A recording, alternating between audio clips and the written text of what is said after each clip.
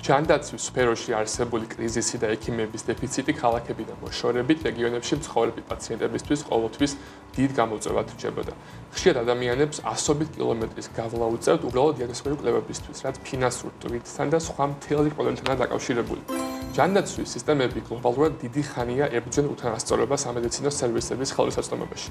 ამ გამოწვევას გეოგრაფიულ სამედიცინო უთანასწორობას უწოდებენ. საბედნიეროდ ახალი ინოვაციური ტექნოლოგია ამ რეალობას ძირფეს ჩვენად ცვლის, თემაზე საუბარს კი გავაგზავნებ ჩვენს მუდმივ სტუმართან არსენ სებესკვარტესთან ერთად. არსენ, დღეს რაზე ვისაუბრებთ? მოგესალმებით, ლევან ნინი.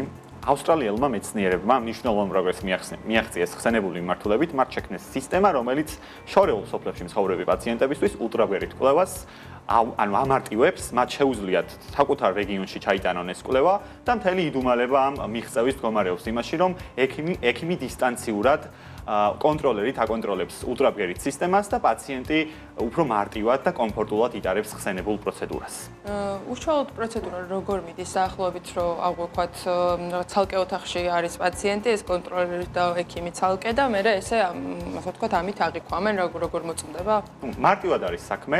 რეგიონალურ ამბულატორიაში არის ულტრაბგერითი სისტემა, ადგილზე არის სამედიცინო პერსონალი, ხოლო ქალაქში ვთქვათ, უფრო დიდი ცენტრში მყოფი ექიმი დისტანციურად კონტროლერით აკონტროლებს ამ აპარატს და ატარებს კვლევას, ხოლო ადგილზე მყოფი სამედიცინო პერსონალი უზრუნველყოფს გამართულობას წინათ ამ პროცესს. ანუ ადგილზეც არის მე პერსონალი და ასევე ექიმი უკვე მართავს სხვა ქალაქიდან თქვა და სხვა. ხო, ადგილზე არის აუცილებლად სამედიცინო პერსონალი, რომ ტექნიკური ხარვეზი არ წარმოიშვას, სისტემა ეფუძნება მაღალსიჩქარიან ინტერნეტს და თქვა თუ კი ინტერნეტის ხარვეზი წარმოიქმნება, ავტომატურად ითიშება მართალია ეს სისტემა, რომ ხარვეზი არ წარმოიქმნას დიაგნოსტიკაში, თუმცა სამედიცინო პერსონალის უზრუნველყოფს გამართულობას თავიდან ბოლომდე. ზუსტია არის ეს დიაგნოსტიკა. ზუსტია თავიდან ბოლომდე, 100%-ით ზუსტია შეიძლება ითქვას, რადგან განსხვავება არ არის, ექიმი ხედავს იმავე გამოსახულებას და იმავე სურათს, რასაც თქვა საკუთარ კლინიკაში დაინახავთ. აპარატში გაკეთოს ფინანსური მოგებაც საინტერესოა ისე ალბათ ფინანსურად მომგებიანი შეიძლება იყოს კლინიკებისთვის, რა პაციენტებს. ფინანსურად მომგებიანია ორივე მხარისთვის.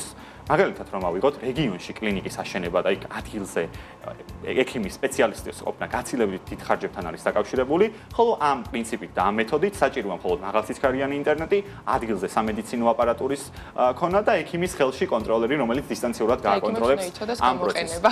დიახ, რა თქმა უნდა. და სახელმწიფოსთვის ეს არის მომგებიანი და რეგიონებისთვის, რეგიონალურ ამბულატორიებს შეუძლიათ მინიმალური ინვესტიციით მიიღონ ძალიან კარგი სადიაგნოსტიკო ცენტრი. საინტერესო ძალიან და მგონი აუცილებელია როგორც ყოველთვის საქართველოს ვისაუბროთ, იმიტომ რომ საქართველოში გვაქვს პირი პრობლემა ამ მხრივ, მაღალმთიან რეგიონებში ალბათ ყველაზე მეტად მნიშვნელოვანი, საქართველოში რა პერსპექტივას ხედავ, რომ შეგვიძლია ესეთ აქ დავნერგოთ.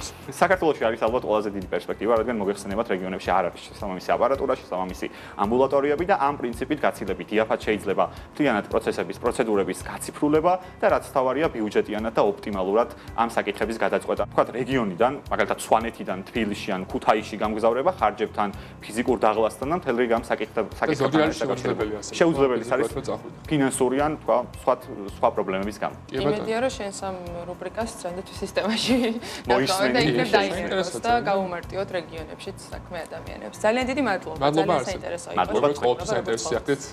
შემოგვიერთდით.